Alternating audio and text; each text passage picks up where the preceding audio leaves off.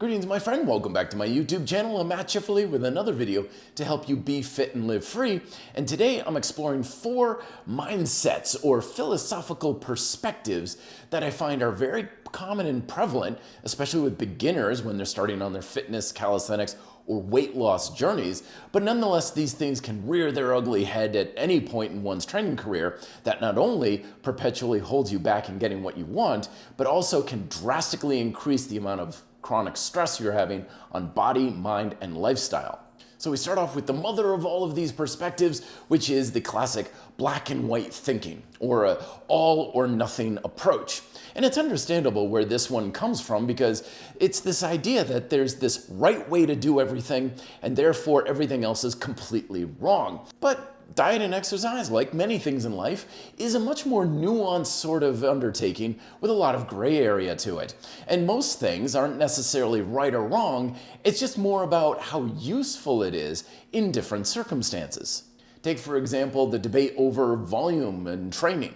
In some cases, high volume is much more effective and much more applicable for building muscle and strength. Other times, low volume is going to be much more effective and much more applicable due to a number of circumstances. It could be preference, it could be training history, it could be just how you're feeling at a given time. Sometimes we just have an affinity for a certain type of training.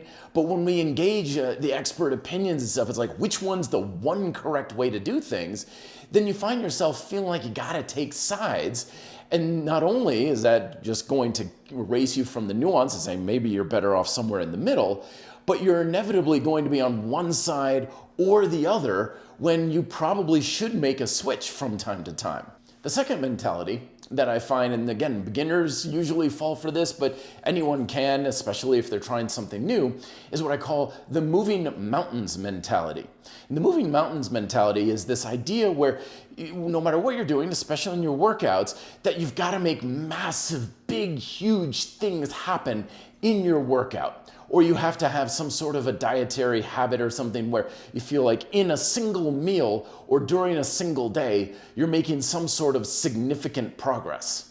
This can kind of screw you over several ways. The first of which is that you're always looking for what's that thing that's going to make me feel like I've moved perpetual mountains in my habits. So you go into your workout and you feel like you've got to just drive yourself into the ground until you're just crawling out of the gym, or you're sore for days afterwards. Or your diet habits have to be so extreme that they leave you feeling chronically weak or hungry or craving, or they're just extreme in nature and you're eating nothing but sticks of butter and grapefruits or something crazy. The biggest thing that is responsible for your success isn't how hard you're working or how extreme your habits are, it's how well you can stick to them. And ironically, the stuff that's easiest to stick to is not going to be terribly extreme. It's the consistent habits that build up over time, days, weeks, months, years. And when we think we've got to move mountains with everything that we're doing, we gravitate more towards those big, huge blocks that are basically going to break our back, even though they still don't do very much. After the moving mountain mentality, we also have what I like to call the acute focus.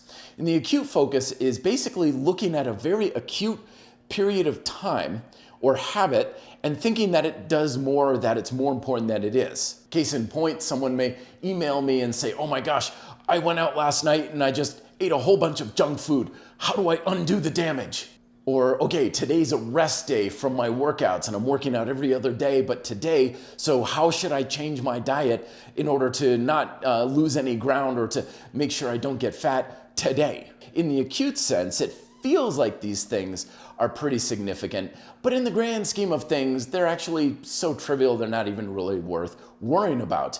Case in point, I rode up Pikes Peak last weekend, and that was a 4-hour bike ride uphill the entire way. And it was absolute torture on me. It took so much work and so much effort, and yet that barely did anything whatsoever for my health and fitness because it's such a small occurrence that I'm probably not going to adapt again for at least another year or so. So therefore, it doesn't really have any influence over my health and fitness. Think of like big picture things. What are your habits on average for the next several weeks, for the next several months. Hell, what are you gonna do for the next year? That's the thing that's going to more determine your success, not what you eat for dinner tonight or whether or not you skip a workout to go to the movies with some friends this weekend. As long as they don't build up with a consistent habit of, okay, now I'm constantly skipping my workouts, and now that thing that I've indulged in is happening 3-4 nights out of the week, now it's building up into a much bigger thing that probably should be addressed. And then finally, the fourth perspective that really holds a lot of people back, usually at any time, but again, especially beginners, is using a very limited influential approach.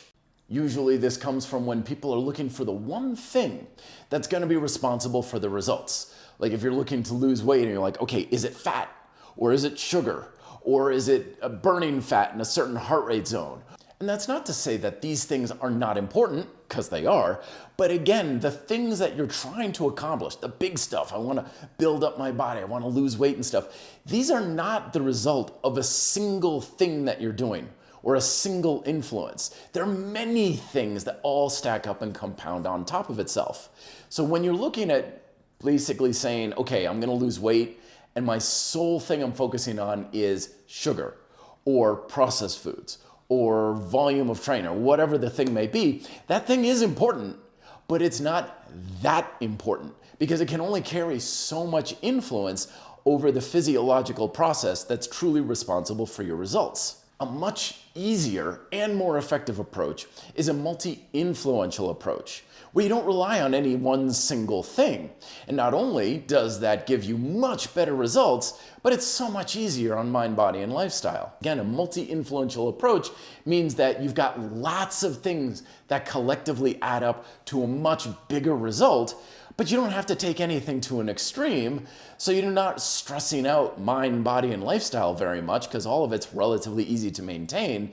I cover these details much more in my latest book, Be Fit, Live Free, how basically understanding the fundamental nature of how fitness actually works gives you much more power, control, and freedom over your healthy lifestyle. Link is down below in the description. Thank you very much for watching. Best of luck in your workouts this week. Be fit and live free.